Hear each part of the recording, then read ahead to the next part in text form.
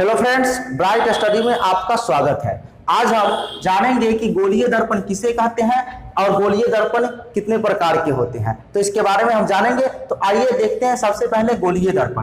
तो ये कहता है कि गोलीय दर्पण किसी कांच के खोखले गोले का एक भाग होता है जिनके किसी एक तल पर चांदी या पारे की पॉलिश करके उनके ऊपर लौह ऑक्साइड का पेंट कर दिया जाता है। इससे इनका दूसरा तल चमकदार हो जाता है। देखिए, समझिए इसको क्या कहा है। गोलीय दर्पण किसी कांच के खोखले गोले का एक भाग होता है। कैसा गोला? तो खोखला गोला।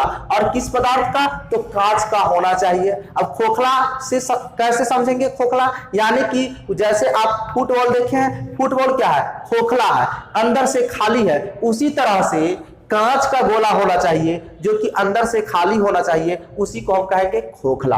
ठीक है, तो खोखला गोला समझ गए। तो कांच के खोखले गोले का एक भाग होता है, एक हिस्सा होता है। ठीक है, उस एक भाग या एक हिस्से के दो साइड होंगे।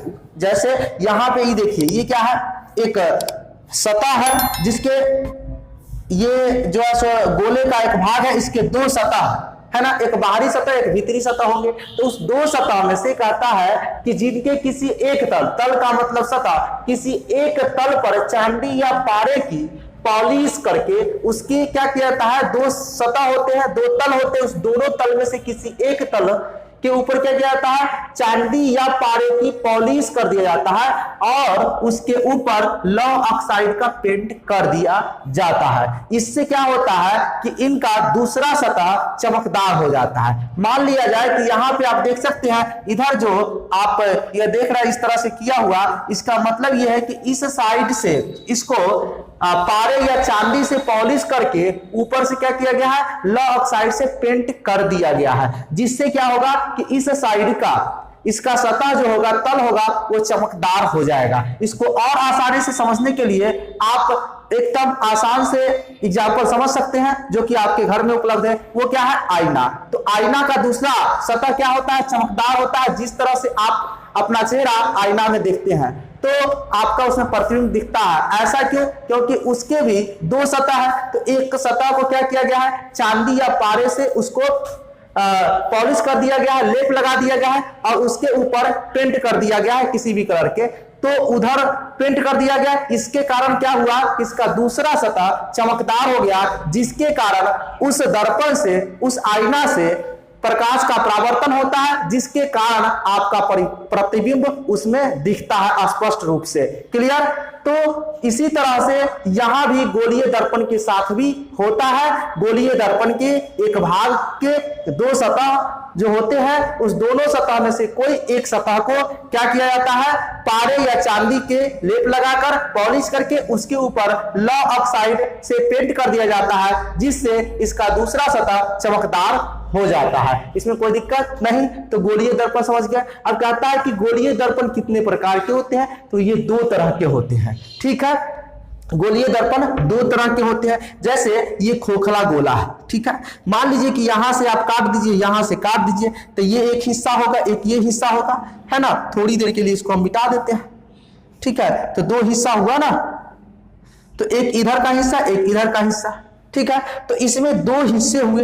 मान लीजिए कि आप क्या किए? इधर से रंग दिए, पॉलिश कर दिए चांदी या पारे के और इस पे पेंट कर दिए। तो इधर से तो आप पेंट कर दिए हैं, तो इधर वाला हिस्सा क्या होगा? चमकदार हो जाएगा। जब इधर से आप इसमें इधर से पेंट कर दिए, पॉलिश करके चांदी या पारे का पॉलिश करके पेंट कर दिए, तो इधर का हिस्सा क्या होगा? चमकदार हो जाएगा। ठीक है, खोखले गोले के। तो ये एक साइड से जिस तरफ से आप उसको पॉलिश कीजिएगा और पेंट कीजिएगा, उसके विपरीत साइड वाला क्या होगा? चमकदार हो जाएगा। तो इस तरह से खोखले गोले के दो हिस्सा, दो भाग लिए हैं हमने। तो इस भाग को क्या कहेंगे? हम अवतल दर्पण कहेंगे और इस भाग को हम क्या कहेंगे? उत्तल दर्पण। क्यों? क्योंकि इसको बाहर से रचित किए हैं, यानी उठे हुए भाग को हमने क्या किया? पॉलिश करके पेंट कर दिया। तो प्रकाश का परावर्तन धंसे हुए भाग से होगा, तो ये अवतल दर्पण कहलाएगा। और जब धंसे हुए भाग को पॉलिश करके पेंट करेंगे तो उठा हुआ भाग क्या होगा? चमकदार हो जाएगा। तो इसको हम उत्तल दर्पण कहेंगे। तो इस तरह से दर्पण बन जाते हैं। इसके बारे में हम अगले वीडियो में विस्तार से बात करेंगे, क्योंकि इसमें फोकस क्या होता है, ये बनता कैसे है, इसके वक्रता के प्रधान अक्ष, सब के बारे में हम विस्तार से जानेंगे। इसको अभी हम समझते हैं कि गोलीय दर्पण के प्रकार के बारे में। तो गोलीय दर्पण दो प्रकार के होते हैं, अवतल दर्पण, उत्तल दर्पण। तो ये हो जाएगा आपका अवतल, ये उत्तल होगा। क्यों होगा? तो देखिए, क्योंकि इसको बाहरी उठे हुए भाग को हमने क्या किया है, पेंट कर दिया है, पॉलिश करके पेंट कर दिया, जिससे धंसा हुआ भाग क्या हो गया, चमकदार हो गया। तो इसको अवतल दर्पण कहेंगे। जैसा कि यहां भी देख सकते हैं, जिस दर्पण में प्रकाश का परावर्तन धंसे हुए भाग से होता है उसे अवतल दर्पण कहते हैं। जैसे कि यहां देखिए, इधर क्या है, उठे हुए भाग को पॉलिश करके पेंट कर दिया गया, जिसके कारण धंसा हुआ भाग चमकदार हो गया है। तो जिधर से चमकदार होगा, प्रकाश का परावर्तन उसी तरफ से होगा, तो इसका प्रकाश का परावर्तन धंसे हुए भाग से होता है, इसलिए इसको अवतल दर्पण कहते हैं। और साथ ही ये जो लाइन खींचा गया है P से C तक, ये जो लाइन है इसको प्रधान अक्ष कहते हैं, और इसको प्रधान बिंदु कहते हैं, मुख्य है ना। और ये जो है सो फोकस है, और ये वक्रता केंद्र कहलाता है। इसके बारे में हम नेक्स्ट वीडियो में विस्तार से बात करेंगे। उसी तरह से दूसरा हमारा क्या, उत्तल दर्पण है।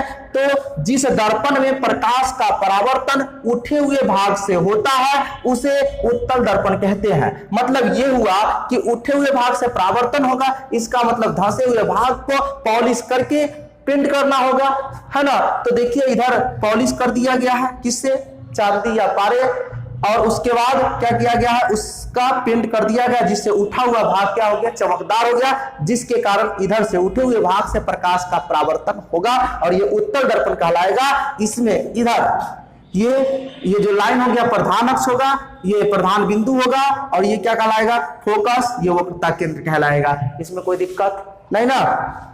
तो ये अवतल दर्पण, ये उत्तल दर्पण। तो उम्मीद है कि इस वीडियो में जो मैंने बताया, गोलीय दर्पण के प्रकार यानी अवतल दर्पण और उत्तल दर्पण, वो समझ में आ गया होगा।